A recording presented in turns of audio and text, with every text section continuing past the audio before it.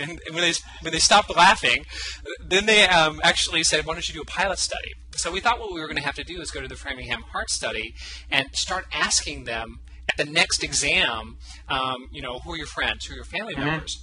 And then when we found out how successful they were at keeping people in the study, we said, how in the world do you do this? And they pulled out these administrative records they've been keeping for 30 years.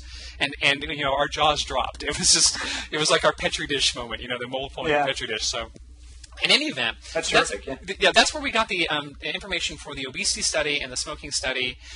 And we also asked people questions about their moods in this study. And so they did this at 3 different exams. So we had overtime data over about 18 years. And what we were able to show is that just like obesity and smoking, that happiness spreads up to 3 degrees. So that if your friend becomes happy, you'll become happy. But it's also true if your friend's friend becomes happy, or if your friend's friend's friends become happy, then you're also more likely to be happy yourself. Now, one of the interesting results here is that we were able to actually differentiate between happiness and unhappiness and how likely they are to spread. And what we found was that these happiness waves actually spread more reliably than the unhappiness waves, which helped to explain another result, which is that what we found was that the people at the center of these networks were more likely to be happy than the people on the periphery. And so just like people at the center of a network might be more susceptible to, say, getting H1N1, right, because there's someone out there getting flu, and if you're closer to everybody else in the network, then you're going to get it sooner than other people. You're also more likely to catch these emotional waves that run through the network. And so if there are more happy waves than unhappy waves, then on average, you're going to tend to be happier. Let's talk a little bit about how this works, because I think this is something I have just some worries about. I'm sure some other people do, which is, first of all, in a lot of these things with whether it's happiness or obesity or smoking, I guess part of the question is what the mechanism is that is responsible for the transmission through the network, and the other question is really just these questions about the direction of causality. Is do happy people just have happier friends? If I'm in a network with 5 people, there might be a common cause. Like if I've experienced a tragedy in my life, it's probably affected these people in my social network as well. So it's going to be the case that our moods are going to be correlated, but maybe their moods aren't really affecting my mood, and my mood's not really affecting their mood so much as we are sharing in something that affects everybody in our network. So how do you tease those things out? Right. So this is a very large source of misunderstanding by certain members of the blogosphere who decided to discuss our work without reading the paper. We take these alternative explanations very seriously. If you find clustering in a network, if you find 2 people who are happy who are connected to each other, there are a few things that could be going on. One is it's just due to chance, right? So you flip 2 coins, they both come up heads, right? And so you want to make sure that you have some method that's going to avoid that, keep that from happening. The way we deal with that problem is that what we do is we compare what we observe to a random network where we just arbitrarily assign people to be happy or not at the same rate. And we count up all the clusters there, compare them to what we observe. And when we do that, we're able to tell you that this clustering is off the charts, not possible due to random chance. So that's the first thing that's possible. The second thing that's possible is that maybe happy friends choose other people who are happy to be friends with.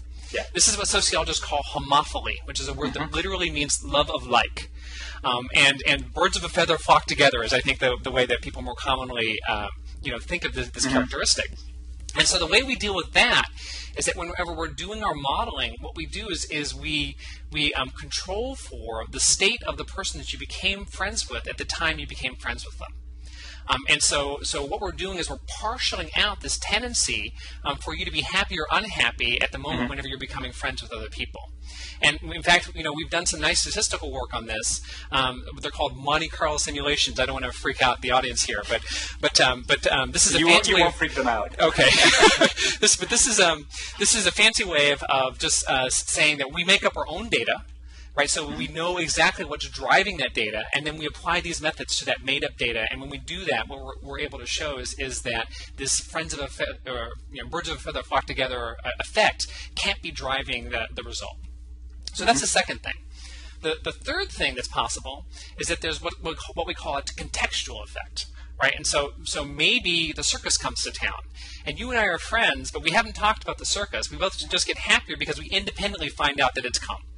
I got happier when you said circus. Dancing bears, trapeze artists.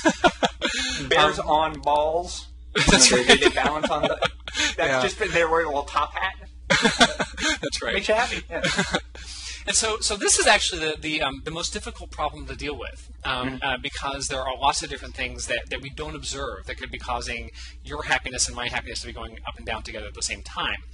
But one thing that we do is we take advantage of the fact that in these network studies, sometimes one person will name another person as a friend, and that person doesn't name the first person back. Snap. And yeah, exactly. So the researchers are happy, the people are kind of sad, right? So, yeah. But the reason why this is important is because if I name you as a friend, and you don't name me back, what that means is that on average, we can expect that I probably pay more attention to you. I think about you more often. I esteem you. And so as a consequence, what we expect is that you would have a stronger influence on me than I would on you. Because if you haven't named me as a friend, you would not even know who I am. Maybe I'm just making this up. Like, I would love for you to be my friend, but you don't even really know who I am.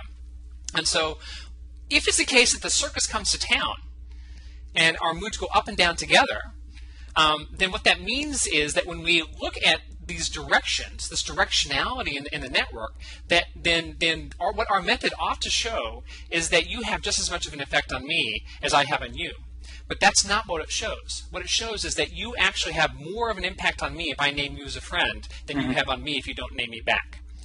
Moreover, if you and I name each other as friends and demonstrate a stronger social relationship, then the effect size dramatically increases. And so if there's just one way friendship in the obesity study, we show that your chances of becoming obese if your friend is obese goes up by about 67%. And if you name each other as a friend, it almost triples your risk of obesity if your friend becomes obese. And again, this is not something that you could explain as a consequence of the circus coming to town. And so we take all these things very seriously. The methods that we use are actually a first cut. I'm sure that in the next 5 to 10 years there's going to be a gold rush to figure out ways to get these estimates to be even more precise. But I feel very confident that what we've found here is something beyond these other effects that people often come up with, and we really think it's influence. Well, let's talk a little bit about the difference between cases like contagious happiness versus contagious obesity, because a lot of these different